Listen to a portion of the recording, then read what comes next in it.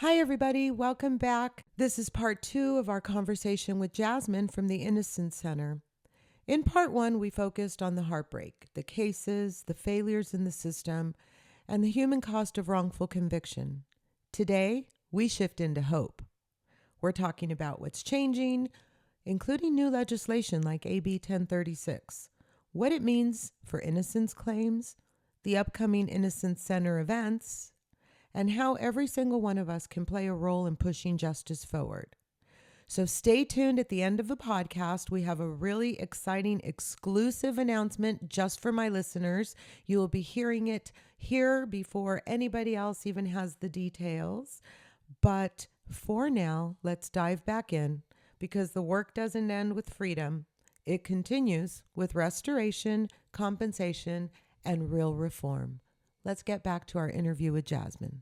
The Innocence Center mission is rooted in justice, not politics, yet policy work inevitably brings you into political spaces. Mhm. How do you navigate those perceptions and help people understand that this is about humanity and not about partisanship? Yeah, we used to be really lucky in this space where there was some time where innocence wasn't seen as too much of a political issue. And we always used to say this is an apolitical issue. And one of the things that, and perhaps you could raise this with some of the folks that challenge you as well, is, if you are a public safety person, you also don't want the wrong person in prison, right? We have a lot of people who are tough on crime, who want law enforcement to have a lot of power, and that could have come from their experiences and things like that. And I wouldn't battle them on that. But what I would say is when an innocent person is in prison, that means the person who did that harm is still out Yep. and is potentially causing more harm, which is what we see in most of our cases. And that's the other thing we try to tell folks as well, who kind of think like, oh, innocence organizations are anti-law enforcement or, don't want law and order. And it's like, listen, we're solving these crimes. We're oftentimes figuring out not only did our client not do this, we figured out who did do this, and here's that information, district attorney, law enforcement, whatever, and do what you can with it. What we also find out is that those people have been out harming other people. In one of our recent cases, we were able to prove that our client was innocent through DNA testing, and we were able to run the DNA profile and figure out who it was. And it's a person who murdered someone else who was in prison for that. So had that person been caught originally and had been put in prison for the thing that our client got put in prison for, that other person might be alive There'd be still. one more person on this earth. Yes. Yeah. And you think about, I mean, sexual assaults and kidnapping and all this stuff. It's like innocence work saves lives in a lot of different ways. Like preventing wrongful conviction saves the wrongfully convicted person's life from going to prison and it kind of, going down that path. But also, like, if we're doing our police practices properly and catching the right person, that's true public safety. Having an innocent person in prison is not true public Correct. safety. Correct. And I have a lot of law enforcement in my family, and they are definitely of that mindset. Which is why it seems to be, I don't know, there's a lot of confusion surrounding it. And people often think, well, if you're in law enforcement, then you can't possibly support this issue. But you said it beautifully. I mean, if you're doing your job well, then you don't want this to happen. Right, And right. and that's as simple as it really comes down to being, right? Yeah. And to just shout out, I love shouting out our population of freed and exonerated people. So there is a group of freed and exonerated people who train law enforcement, who go in on their during their cadet time and do a whole presentation on wrongful convictions, speak about their experiences as a wrongfully convicted person, so that law enforcement will have that perspective as well. And just how brave that is for them to go in to completely Right. re-traumatize themselves, because every time somebody retells their story, it's traumatizing. And to do it for the greater good. They all do this. They all speak, they all do podcasts, they all do trainings because they want to be helping the person behind them. And how beautiful that they use that to train law enforcement to hopefully prevent wrongful convictions from happening in the first place. I sure hope it's having the impact that we all intend it to have, right? Yeah. Yeah. Therein may lie the issue, but you know Yeah. what? We keep trying and we get Yeah. up and we try again. Yep. Yep. So I know you also serve, and we talked a little bit about this, as a policy representative for the California Innocence Coalition, which focuses on developing and passing legislative and policy reforms. And Mhm. we talked a little bit about some of your wins earlier this Mhm. year, in particular AB 1036, which deals with criminal procedure and post-conviction discovery. And I saw that it passed, and you just said that it got signed on October 7th, which I thought was a huge win. Mhm. And I didn't get to read the whole bill or watch the whole session, but I started thinking about it after, and I'm curious, why the opposition? Like, what could the opposition be to this? Yeah. It makes such little sense. I know that there wasn't a lot of opposition, which hence why it passed. Yeah. But what would is it just resources that they're fighting? Is that what it mainly comes down to? It's a lot of things. It depends on what year we're talking about. So using this specific bill as an example, there was some opposition from what's called the California District Attorneys Association. A big part of their opposition is based on resources, and it's always interesting because it's like, well, it's not your resources, right? Like, of course, it's your staff and things like that, but the county and the state have to pay for that. Right. It's not coming out of your wallet, right? But I would have probably opposed something too policy wise, philosophically, but like maybe has an appropriations or a fiscal concern, right? That's just strategy that we have to use up at the Capitol.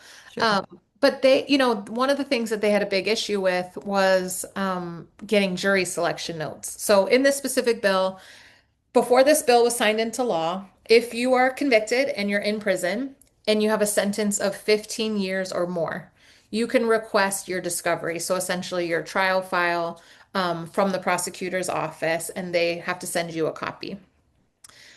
Our law made it so that anyone who's convicted of incarceration in prison can make that request. And the reason we expanded it is because it doesn't make any sense that like somebody who has a sentence of 15 years or more is any more or less innocent than somebody who Right. got a Yeah, year in exactly. prison, right? And I actually worked on that iteration of the law because that's something that I think a lot of folks don't understand about legislative work is that oftentimes you have to kind of take what you can get, meaning, we do have opposition, we do have concessions we have to take. And sometimes you'll pass a bill that is kind of like the foundation. And then you wait a Mm. couple years and you're able to say, the sky didn't fall and people aren't just producing discovery all day long. Like you guys are okay. Let's expand that a little bit. So that was really what we did with 1036 was we took it from people with 15-year or more sentences to anybody who was incarcerated in prison. But what we added was any material that could be helpful to the client. So that could be any kind of mitigating information. If any information on the case came in after that person was convicted, they should have access to that. If there's any Brady material, so any material that is exculpatory to that client, that should be turned over to them. So we crafted all of that. And then, like I said, we made it so that the person can have access to the jury selection notes made by the prosecutor in their case. Now, this was really important, not just around innocence claims, but around what's called Racial Justice I was Act gonna claims. say, yeah. Yeah, or the RJA. So we have what's called the RJA here in California, and it was a powerhouse law that we were in support of. We didn't run it, but we were just in big supporters of. That essentially is trying to say that there is racial bias in our criminal legal system. And if somebody is able to uncover that racial bias in their case, that should help that person either get resentenced or get their conviction reversed so they can be reprosecuted again, hopefully with the absence of that racial bias. Well, you don't know if there's racial bias in your case if you can't get a hold of your discovery. Right. You can't see that you're a black defendant and the prosecutor kicked off all the black people off your jury, right? You don't know that unless you have the information. So to kind of wrap this up, the District Attorneys Association was concerned that jury selection notes is considered work product.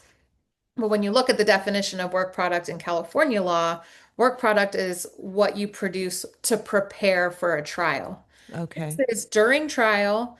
if you're not doing anything weird, you shouldn't be afraid of turning that information over, right? Mm.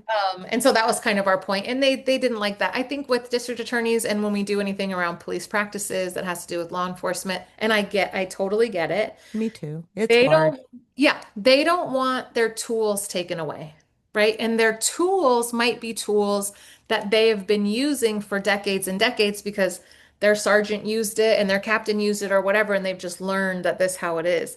With the amount of data and information that we have around wrongful convictions and the social science around false confessions, around eyewitness identification procedures, we have information now where we should be using that to edit the way police use certain tactics, certain procedures, things like that. And it's just hard. Anytime you're kind of saying, like, hey, you should change the way you've done something your entire career.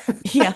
They don't We're love it. They we're don't love kind it. of ingrained as a Yeah, society. totally. Absolutely. Totally. And I would hate it too, right? So there's such a part of me, my kind of diplomatic political brain is I get that. I totally get that. And so oftentimes we'll offer delayed implementation so trainings can happen and retraining. We did that with both our eyewitness identification reform and our juvenile deceptions bill. So we try to work with them as much as we can and get to a place. And we knew that they were going to oppose. Um, and we had many conversations with them, and it's very cordial. I mean, it's just part of the process. Um, but it worked out. I And they love don't it. always work out. I mean, I will say I've been involved in 13 laws getting passed over the last 8 or 9 years, but I've lost probably the same amount along the way. Like it's probably half of the bills I've worked on have gotten signed, the other half just have not. And there's Well, a lot of what reasons it falls out. what keeps the fight going, right? We Yeah. write it a little differently and we Yeah, dust off our pants and we head up north again. That's just the totally. way it works. Yeah, I totally get Totally. that. So are you guys working on any particular laws or reforms in like now that you want to talk about? So they're not completely fleshed out yet, but that's what's kind of crazy about this whole process. So the legislative process pretty much runs from January till the end of August, and then the governor usually has all of September to try to decide if he's going to sign the bills or not. Um, we start planning in July. So in July, I get all of the four innocence organizations in California together. We have this really long meeting where we all kind of talk about things that are impacting our cases, things that are impacting our clients, to kind of whittle it down to 5 or 6 ideas that I then start shopping around. So Hmm. right now, it doesn't take long. You're not even done with the last session, and then you're starting on the next one. But Sounds like it, yeah. yeah, like Newsom signed those bills a couple of weeks ago, and I'm already sending my package for next year out to staffers to see if their bosses are going to be interested. So we, some of them are kind of nuanced and kind of like technical. One of them that we're pushing forward, which is just shocking, is right now, if you're wrongfully convicted as a juvenile, you can't get compensated in this state, which is just shocking. That's incredibly shocking. And it's just because there isn't like 2 words in the compensation law. So we'll have to go back and say if you were convicted, it says if you're convicted of a felony, we're going to say if you're convicted of a felony or adjudicated for a felony, because adjudication is what happens to juveniles and convictions is for adults. So we're working on something like that. That's kind of just, will have a big impact, but really is just an easy fix. That's wild. Yeah, that's a wild one. And then we want to work on, there are a lot of different standards that we use in California to get somebody's conviction reversed, new evidence, false forensic evidence, things like that. But unfortunately, because the way laws are done, like I said, it's all been kind of like Frankenstein. So it's like we have new evidence and that has a certain standard, but then we have false evidence and that's a different standard. And Yeah. so we want to go and harmonize all of those standards so it's all the same. That one will be nuanced, but I think that one might go.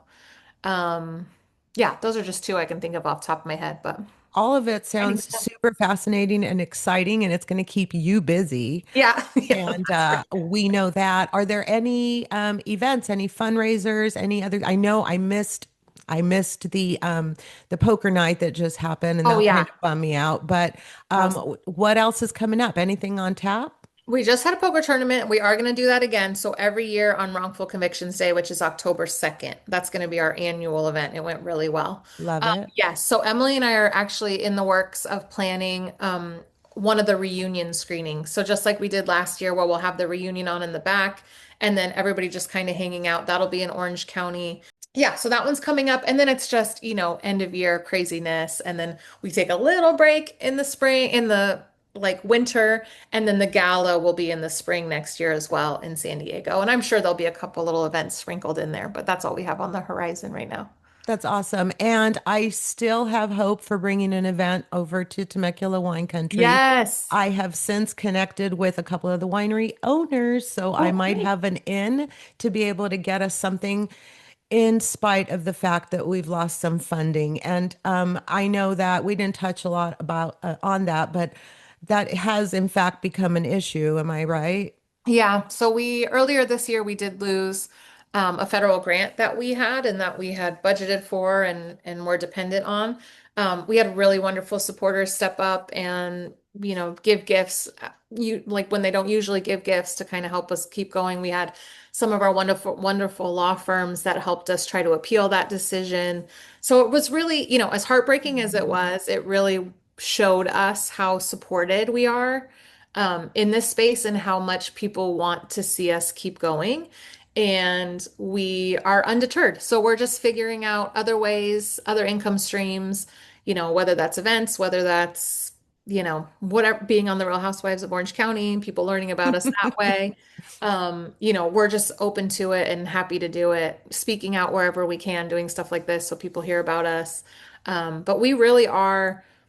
I don't want to say crowd-funded, but so much of our support, the bulk of our support comes from generous, wonderful people. And it could be $5. Like a small amount goes a long way for us. We really tightened up too. Like when we were at this other organization, it was pretty big. It was, kind of unwieldy. We are like a tight, mighty, small team that uses our resources wisely. And I think that shows. I think that shows when you see what we're actually getting done, what we're actually filing. You see the contentment, from our clients because we're there for them as much as we Right. possibly can. So. No, the work you're doing definitely shows. It shows in those that are exonerated and the gratitude and the paying it forward that they're doing. It Yeah. shows in the spirit that you bring into a room when you walk into a room and everybody just kind of knows that this is a special person. You might not know why yet, but you'll figure it out eventually. And I got that feeling when I walked in that day and I was like, that's what we had already talked. So I already Yeah. knew I liked you, but then to feel your presence was a whole other thing. And you Oh, know what, Jasmine, I felt that same thing with your coworkers. oh Honestly, it's yeah. a good group, man. Yeah. You have an amazing team that you work with. Yeah. We are, I mean, we're kind of one of those lucky groups, and we've always said it. It's just kind of shocking to us that we've been together so long, that we get along so well. We all kind of have these strengths that we bring to the table. And even in the movement, we're just kind of known as like a very close-knit, I love it. organization. Scrappy and small and mighty, but I have been through, love it. but we're going strong. We Just like would our have it client. no other way, young lady. Yeah, exactly. So I'm getting ready to close, but I do want to ask a couple of things. This kind of work can be emotionally demanding. How do you take care of you? Mm. I have an adorable cat who's asleep in his bed right now. I also have a really wonderful partner. So my partner, I actually met the love of my life in the Innocence movement. He's a lawyer and was an associate director of an organization, and we fell in love that way. I have beautiful, incredible nieces. I have a I twin met your sister. nieces. Yes, yes. I have a twin sister. She had twin daughters, Isla and Laurel. They're the lights of my life. I really try to fill my free time with as much self-care as I can. I'm in therapy. I think it's very important to speak freely about that. I love my therapist. I love being able to talk to somebody about what I'm feeling, especially in these kind of darker moments when we're losing or when one of my clients is really going through it.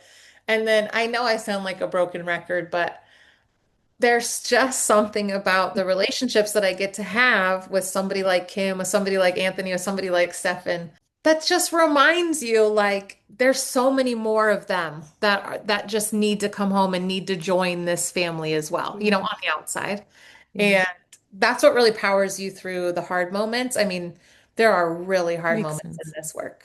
I And can't even imagine. I can't imagine some of the nights on some of the drives, and The fact that you have such a positive spirit and that you're able to constantly, I mean, I've asked you things that are like really negative at points, and everything that I've asked, and not just during this interview, but just throughout our interactions, you always find a way to spin it into, but this is why I'm doing why I'm what I'm doing, and this is why it matters and it makes sense. We are gaining traction and momentum, and I hope to God that it continues.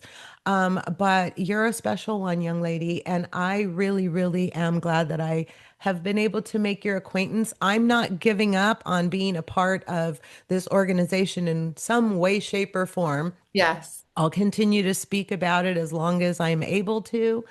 And I just want you to know that it means a lot to me that you took the time to come on my little old podcast and talk about your big, big, important job. And I want you to tell the listeners what they can do to help, whether it's volunteering, advocating, spreading awareness, and of course, share all your social media platforms and how we can get a hold of you and donate too. Yeah, yeah, We'll yeah. put a link in the show notes for a Okay, donation, but awesome. tell us all the rest. Yeah, yeah. And thank you so much for saying that. I guess that's the other thing too that kind of keeps me sane is I can't believe I get to do this for a job. I can't believe that I get a paycheck for doing this. I can't believe that this is what I get to spend all my time on every day. So there's a lot of gratitude on my part of just like, how the heck did this happen? Right. And that definitely keeps me going as well. But we have a wonderful website. It's the innocencecenter.org. You certainly can donate there, but there is a lot of material on the causes of wrongful convictions. You could see all of our client stories. We posted just recently this beautiful report that was done on reentry. We had a partnership with San Diego State University master's students who interviewed about 20 of our clients about their reentry journey. It's a beautiful, stunning report that's on our website, so check that out as well. I can't wait to see it. I haven't seen it yet. It's so good. I'll send it to you directly. It's so good. And then yeah, we're all over social media. So we're the Innocence Center, not the Innocence Project. So we're at Innocence Center on Instagram and Facebook. We're on LinkedIn, X, I guess they call it now, and kind of all over the place. But you can sign up for our email blasts as well on our website, and that's where we push out all the events that we're doing. We do most of our events in Southern California, San Diego, Orange County, LA. But we're always open to traveling and things like that. So yeah, lots of information on the website and on the socials for sure. I know we will have many opportunities to Yes. see each other. Hopefully, we'll be able to do some really good work. You're going to continue to do the work that you do because that's just who you are. And I'm going to end this with something totally off the wall because Okay. I just have to. For my reality TV listeners, Oh yeah. give me some tea on Emily Simpson. Oh my gosh. I wish I had like My favorite person, by the way. I know this sounds so cliche, but like she is not like the true reality star. She honestly, when she reached out to us, it was just, I want to volunteer as an attorney. This was 5, 6 years ago. I want to volunteer as attorney. Didn't say anything about the show, didn't say anything about and she was on the show at the time, didn't say anything about the platform. I was just like, okay, let me see your resume, let me whatever. And it was like Real Housewives of Orange County. I was like, girl, what are you talking about? She's just always been an advocate with the producers to get us on. She is an incredible fundraiser. She's better at fundraising than me. She's like, always asking people for money, always making connections. I wish I could give you like tea. She is wonderful. She's so nice. I feel like, on the show, she doesn't always get a great edit. She's having a rough season. I've said so much on the podcast this year because It's- she is having, but she's priceless. And in She my is. opinion, what she does outside of this, not just with your organization, but also her work with animals. And I mean, Yeah. she's just like a good human. And that's what I Yeah. said earlier when we were talking. I think I have a pretty good picker for good humans. And honestly, I met all of the housewives that were there that night, and they were Mhm. all very, very kind to me. Yeah. I really don't have anything bad to say about any of them. Everybody who at the time we were getting ready to plan our event. So anytime they knew Yeah. I was in any way, shape, or form associated, they were like, anything I can do, just call me, Okay. which was beautiful to Yeah. see. Yeah. But Emily definitely, she, first of all, kicked ass at that Yeah. fundraiser. Yeah, We had an totally. amazing, amazing evening. And I think that the platform that she is using to spread awareness is priceless. Yeah, agreed. It's just priceless. And so in closing, I just want to thank you. Conversations like this remind us that justice isn't about politics. Mhm. It's about people. And when people like Jasmine and her team at the Innocence Center refuse to stay quiet, real change happens. This conversation is a reminder that the truth doesn't free itself. It needs voices, persistence, and heart. To our listeners, if this conversation moved you, don't just sit with it. Keep leaning into purpose, keep asking questions, and keep standing up for what's right, because that's what living on the verge really means. So thank you so much, and thank you all for listening. Oh, thank you for having me. This was great. Yay. Yay. What an amazing conversation. And it reminds us that change isn't a moment, it's a movement. We even heard Jasmine use that term a couple of times throughout this two-part interview. From AB 1036 to upcoming events to new ways we can all show up, the path from wrongful conviction to restoration is long, but it is moving forward. And now, the special announcement that I promised you all at the beginning of the episode. Hold on to your Orange County Housewife hats, guys. We have an exclusive announcement. Mark your calendars. November 23rd, coming up just around the corner. The Innocence Center is pairing up with the Real Housewives of Orange County, and that means my girl Emily Simpson is at it again. We will be meeting at the Five Vines Wine Bar and watching, wait for it, episode 3 of the reunion together. So it's going to be a fundraiser for the Innocence Center, and we'll be able to hang out with Emily, and she always brings some of her housewife friends. And this event last year was a huge success. The Innocence Center is getting ready to put tickets on sale, so mark your calendars, save the date. Let me know if you need help purchasing those tickets. They should be going on sale in the next couple of days. I could get you connected with the proper link. And I'm so excited to announce that I will be there. So I hope to see you there. If you want to learn more, connect, donate, or maybe even get involved, check the links in the show notes. Everything you need is right there. Thank you to Jasmine and the Innocence Center for their relentless advocacy. And thank you for listening, sharing, and caring enough to be part of this larger conversation. Hug your loved ones. And until next time, I'll be here, living on the verge.